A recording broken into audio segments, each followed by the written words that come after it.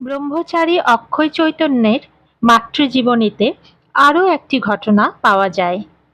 শৈশবে মা হারা এক বালক শ্রী শ্রী রামকৃষ্ণ পুঁথি পড়ে মায়ের কথা জানতে পারে। মায়ের শেষ অসুখের সময় সে মাকে দর্শন করতে যায়। মায়ের পাদস্পর্শ করে ছেলেটির আবেশের মতো অবস্থা হয়। গুরু ও ইষ্ট অভেদ, ঠাকুর ও মা অভেদ।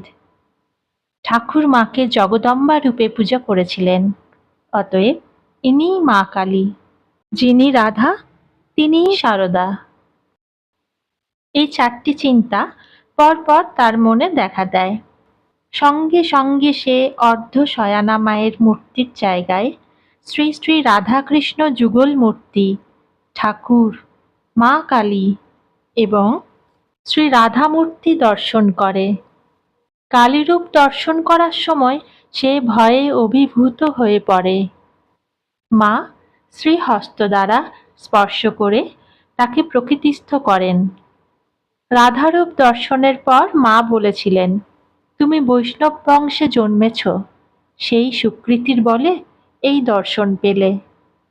যদি আর কখনো একে দর্শন করো, মা বলে ডেকো না। জয় মা, জয় ঠাকুর।